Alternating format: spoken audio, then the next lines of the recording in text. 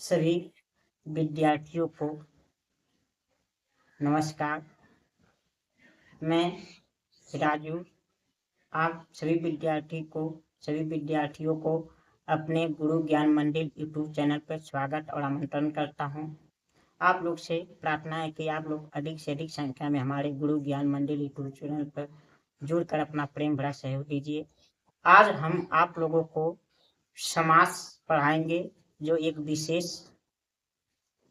Class होगा, क्योंकि इस समास में हम बताएंगे आप लोगों को बहुब्रीहि, कर्मधारय और द्विगुणी समास में अंतर क्या होता है और समानता क्या होता है। क्योंकि ये तीनों समास, बहुब्रीहि समास, कर्मधारय समास, द्विगुणी समास एक जैसे होते हैं। एक ही शब्द में तीनों समास का रूप देखा जा सकता है, जो विद्यार्थियों को बड़ा भ्रमित करते हैं, यानी कंफ्यूजिंग करते हैं। इसलिए आप लोग को मैं एक स्पष्ट करा दूंगा कि एक ही शब्द कैसे बहुब्रीहि समास, कर्मधारय समास हो सकते हैं, कैसे बहुब्रीहि द्विगु समास हो सकते हैं, कैसे द्विगु और कर्मधारय समास हो सकते हैं, और कैसे बहुब्रीहि कर्मधारय और द्विगु समास हो सकते हैं। इसी अंतर को हम इस वीडियो में देखेंगे।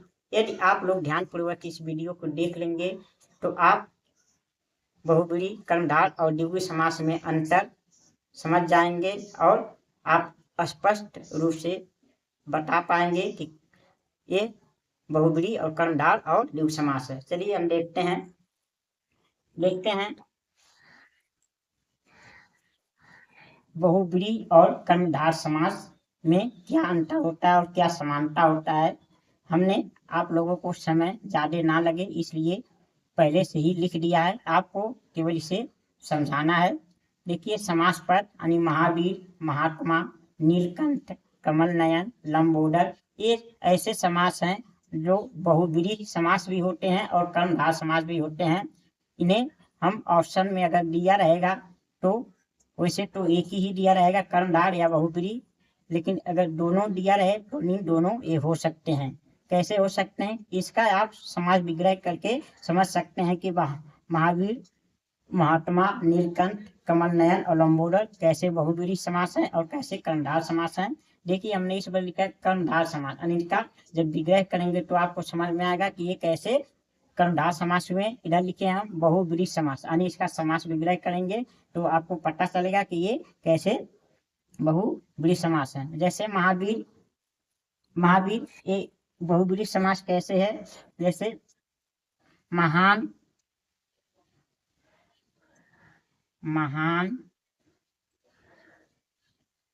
है वीर जो, महान है वीर जो, यानी महान है वीर जो, यानी जैसे महाबली हनुमान जी, तो ये तीसरे पद की ओर प्रधानता का संकेत कर रहा है, यानी इसलिए बहुब्रीहि समास है। क्योंकि आप जानते हैं बहुब्रीहि समास में ना तो पूर्व पद प्रधान होता है ना तो उत्तर पद, इसमें तीसरा पद कोई प्रधान होता है, इसलिए बहुब्रीहि समास का पहचान होता है। और कर्म समास में जो पहला पद होता है वो विशेषण होता है और दूसरा विशेष होता है। इससे हमें पता चलता है कि ये कर्मधारय समास है। तो इसमें महा है वीर जो, यानी तीसरे व्यक्ति का बात कर रहा है, महान वीर हो, जैसे हनुमान जी यानी बजरंगबली, तो इसलिए क्या हुआ, महावीर हो गया, हमारा महावीर हो गया, यानी बहुब्रीहि समास। इसी प्रकार हम देखते हैं महात्मा, महात्मा को क्या लिख सकते हैं, यानी महान है आत्मा जिसकी, महान है जिसकी आत्मा, महान है जिसकी आत्मा वो है, यानी किसी व्यक्ति का, जैसे महात्मा गांधी, महात्मा बुद्ध, किसी का भी उदाहरण आप दे सकते हैं। महान है जिसकी आत्मा, उसे महात्मा कहते हैं। जो तीसरे व्यक्ति यानी तीसरे पद की ओर इशारा कर रहा है, इसलिए बहुब्रीहि समास हुआ। नीलकंठ, नीला है कंठ जिसका, नीला है कंठ जिसका, नीला है कंठ जिसका, यानी शिव जी, यहाँ तीसरे पद के रूप में शिव जी आ रहे हैं, तो इस पद पे बहुब्रीहि समास हुआ, यानी नीला है कंठ जिसका। और जैसे कमल नयन, कमल नयन यानी कमल के जैसा नयन हो जिसका, नयन जिसका,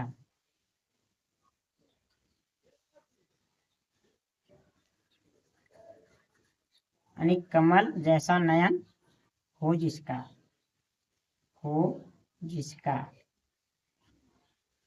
कमल जैसा नयन हो जिसका, यानी जैसे श्री कृष्ण या विष्णु जी जो उनका कमल के समान नयन होता है। लंबोदर यानी लंबा उदर, लंबा है उदर जिसका, लंबा है उदर जिसका, यानी जैसे गणेश जी, यहाँ तीसरे पद की बात हो रही है। इस प्रकार ये हमारा क्या हुआ, बहुब्रीहि समास हुआ। इस पर हमने देखा कि महावीर, महात्मा, नीलकंठ, कमल नयन और लंबोदर बहुब्रीहि समास है। अब इसी को देखते हैं कि ये किस प्रकार से कर्मधारय समास होते हैं। जैसे महान, महान वीर, महान वीर, महान वीर यानी महान जो वीर की विशेषता बता रहा है, यानी इस प्रकार ये महान जो है विशेषता हुआ, विश्लेषण शब्द हुआ, इस पर एक कर्मधारय समास हुआ। यानी महात्मा, महान, महान आत्मा, महान आत्मा यानी महान आत्मा की विशेषता बता रहा है, इस प्रकार एक कर्मधारय समास हुआ। अब नीलकंठ यानी नीला,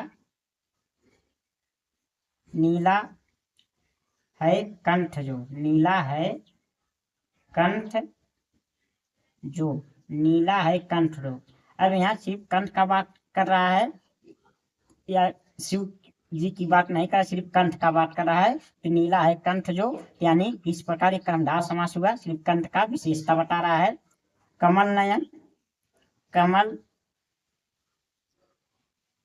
जैसा नयन, कमल जैसा नयन। अब यहाँ केवल कमल जैसा नयन यानी नयन का तुलना कमल से कर रहा है, यानी नयन का विशेषता बता रहा है, इस प्रकार ये कर्मधारय समास है। लंबा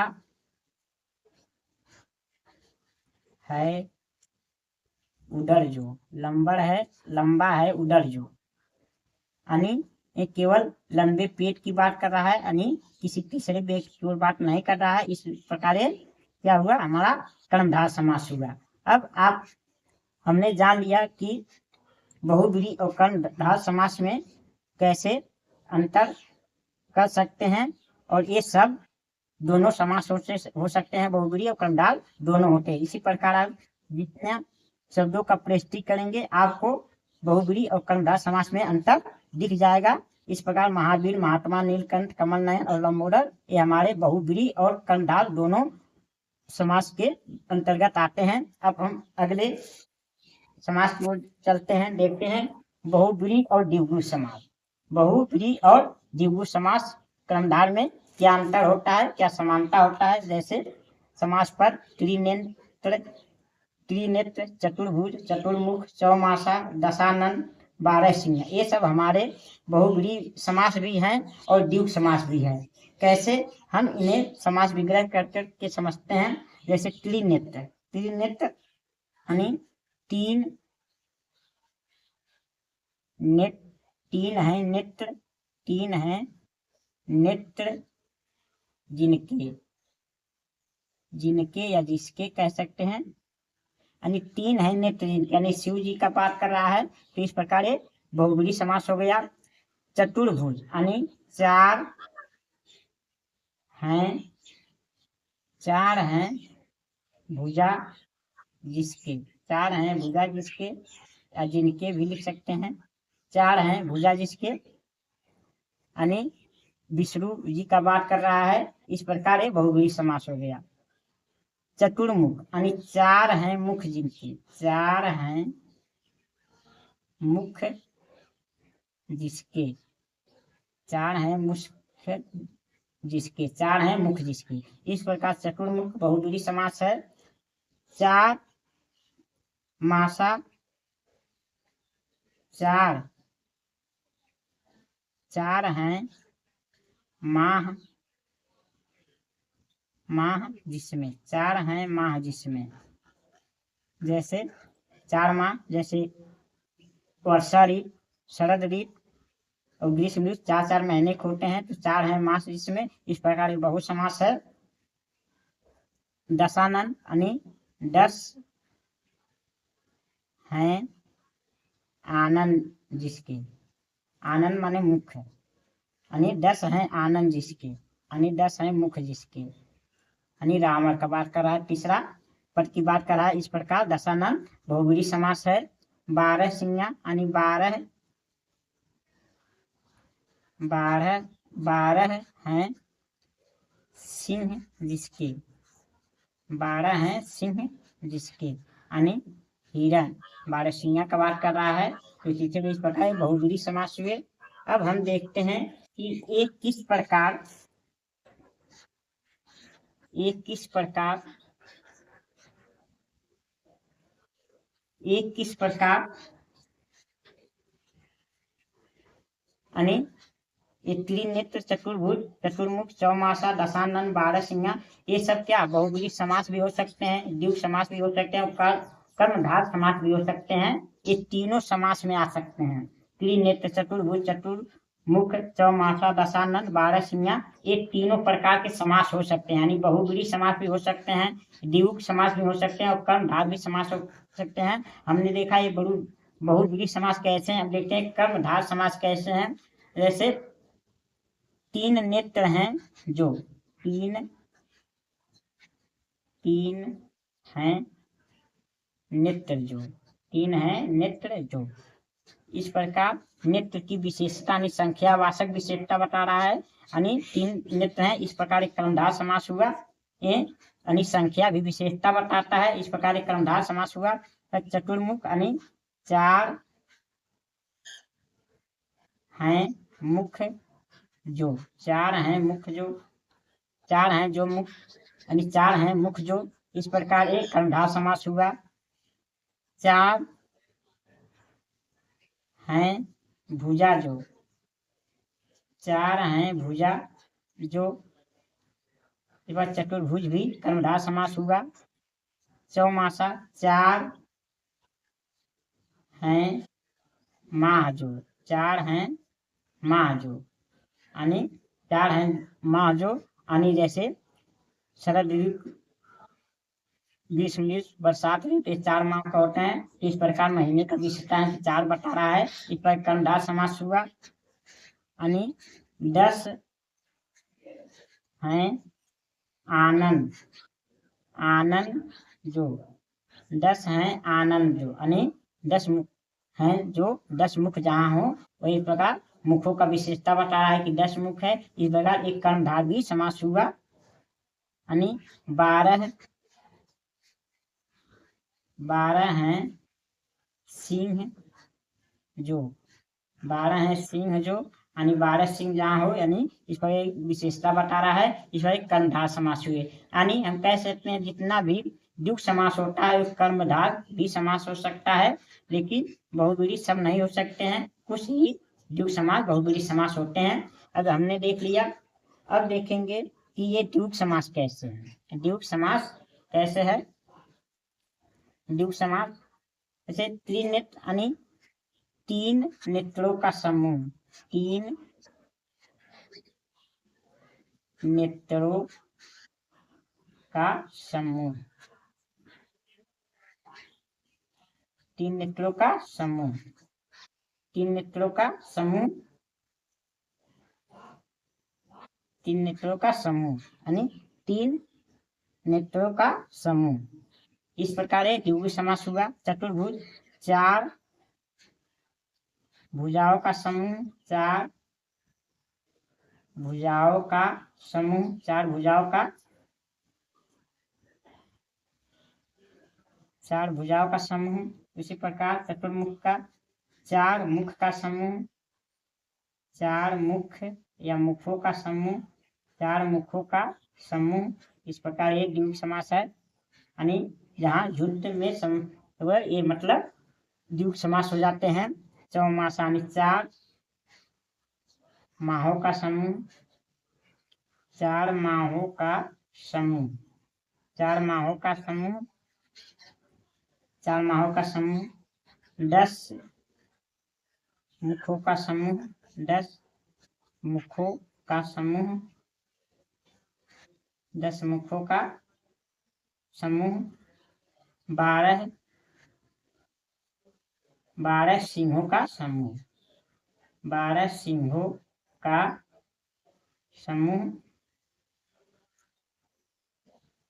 12 सिंहों का समूह। इस प्रकार हम देख सकते हैं कि त्रिनेत्र, चतुर्भुज, चतुर्मुख, चौमासा, दशानन, 12 सिंह, ये सब बहुब्रीहि समाज भी हैं, कर्मधार समाज भी हैं, और समास और द्विगु समास भी हैं। यानी ये तीनों समास हैं। अंतर कैसे परीक्षा में केवल तीनों में से एक ही दे सकता है कि बहुब्रीहि समास, द्विगु समास या कर्मधार, या तो तीनों देगा तो आप इस सब पे टिक लगा सकते हैं। ये पूछ लेगा कि आप प्रश्न में पूछ सकता है कौन सा समास ऐसा हो जो तीनों समास के लक्षण दिखते हैं, तो आप इसमें से बता सकते हो। उदाहरण त्रिनेत्र हुआ, चतुर्भुज हुआ, चतुर्मुख हुआ, चौमासा, दशानन, 12 सिंह, ये सब हमारे बहुब्रीहि, द्विगु और कर्मधार तीनों तरह से समास होते हैं। अब हम देखते हैं द्विगु और कर्मधार समास में अंतर और समानता।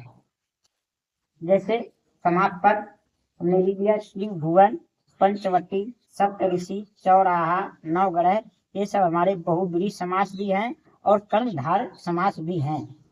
ये हमारे बहुब्रीहि समास भी हैं और कर्मधार समास भी हैं। अरे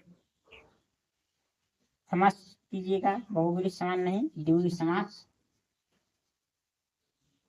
यानी ये हमारे द्विगु समास, द्विगु समास यहाँ गलत लिख दिया गया था, इसके लिए आप लोग क्षमा करिएगा। जैसे द्विगु और कर्मधार समास में क्या अंतर होता है और क्या समानता होता है। जैसे त्रिभुवन, पंचवटी, सप्तऋषि, चौराहा, नवग्रह, ये सब क्या है, द्विगु समास भी हैं और कर्मधार समास भी हैं। हमने आपको इसमें भी समझा दिया कि जो द्विगु समास होते हैं वो कर्मधार भी हो सकते हैं, यानी और इसलिए इसमें भी देख लेते हैं अंतर। जैसे त्रिभुवन यानी तीन भुवनों का समूह, 3 भुवनों का समूह, 3 भुवनों का समूह। इस प्रकार ये द्विगु समास है। पंचवटी 5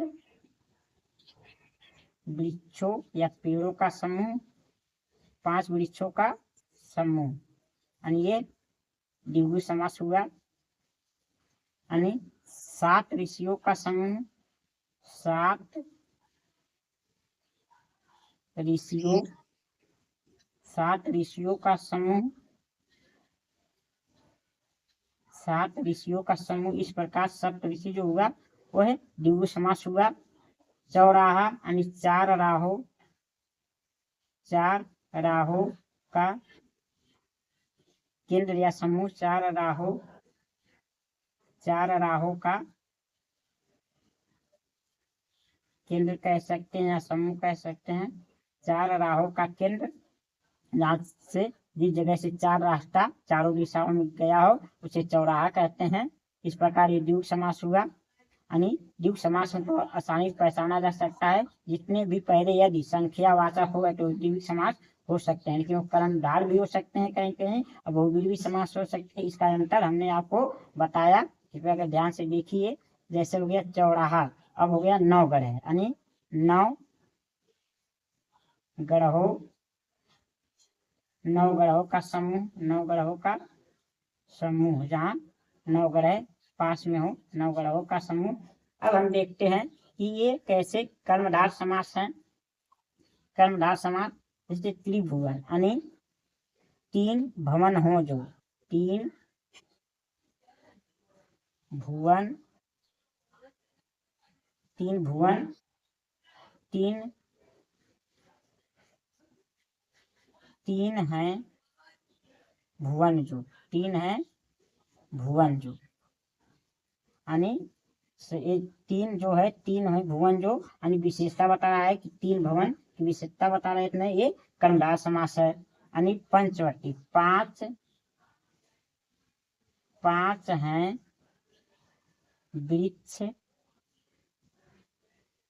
वृक्ष जो, 5 हैं वृक्ष जो, यानी जहाँ 5 वृक्ष हो वही, यानी 5 जो विशेषता बता रहा है, इसलिए कर्मधारय समास है।